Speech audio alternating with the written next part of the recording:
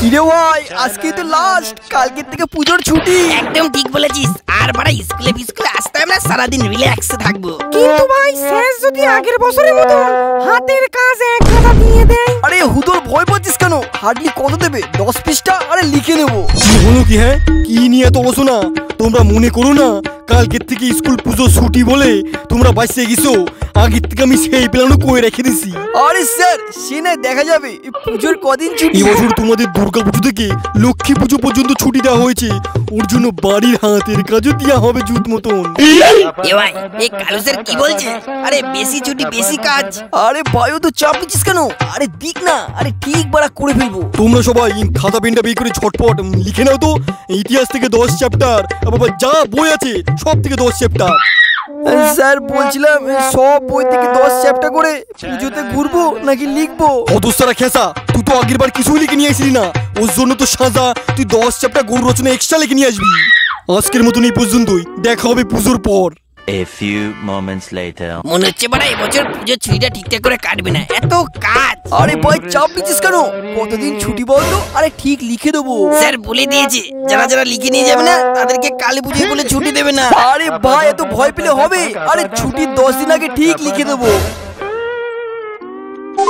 কি রে পল্টু, তুই লিখেছিস? আরে ভাই আর বলিস না, আমার 2 পৃষ্ঠা লেখা হয়ে গেছে। 2 পৃষ্ঠা? আরে ভাই আমি তো করবো বলে শুরুই করতে পারলাম না। আরে চাপ দিচ্ছিস কেন?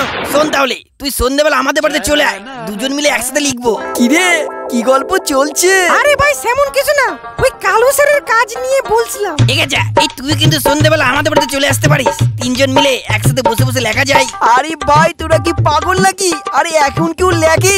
আরে ছুটির ঠিক 2 দিন আগে লিখে নেবো। মা, আমি একটু ঘুরতে গেলাম বন্ধুদের সাথে, আসতে কিন্তু লেট হবে। কিরে অতচ্ছারা, তুই দেখছি বিরাট ঘোরা ঘুরছিস। তোর কি এবার স্কুল থেকে হাতের কাজ ফাজ দেয়নি? আরে বাবা দিয়েছে তো, তাই বলে কি অষ্টমীর দিন লিখবো নাকি? পুজোটা যাক, ঠিক লিখে দেবো। আগের বছরের কথা মনে আছে তো? অতচ্ছারা, তুই হাতের কাজ করেছিলি না বলে আমাকে গার্জেন কল করেছিল। এবার যদি তুই হাতের কাজ না করে নিয়ে যাস, তোকে ঘাট ধাক্কা দিয়ে বের করে দেবো। আরে বাবা তুমিও না, সত্যি এখনো কতদিন ছুটি বলো তো? আরে 2 দিন আগে ঠিক লিখে দেবো। কিরে ভাই, তোর কি খবর?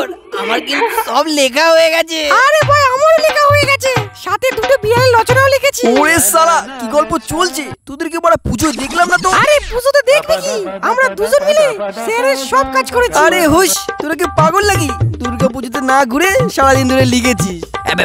ভাই এই বলছি খেচা, তোর কি লেখা হয়েছে নাকি লিখিসনি? আরে পাগল, এখনো 2 দিন ছুটি আছে, ঠিক লিখে দেবো।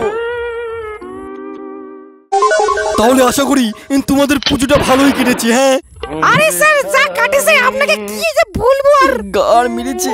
স্যারকে কি বলবো, আমি লিখিনি। এই কিরে ভাই, তোর মুখ অমন শুকিয়ে গেছে কেন? আরে ভাই আসতে বল, স্যারের কাজ না আমি এবারও করিনি।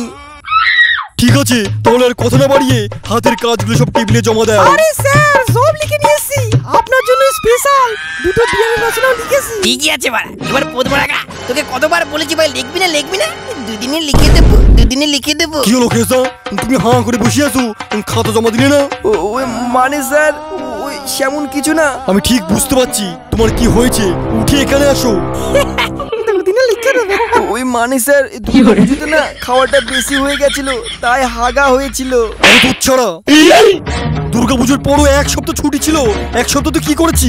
স্যার দুর্গাপুজোর পর লক্ষ্মী পুজো পর্যন্ত ডেঙ্গু হয়েছিল। অত তুই তোর গার্জেনকে ফোন কর, ডেঙ্গু তো পুরার মধ্যে ভরিয়ে দেবো।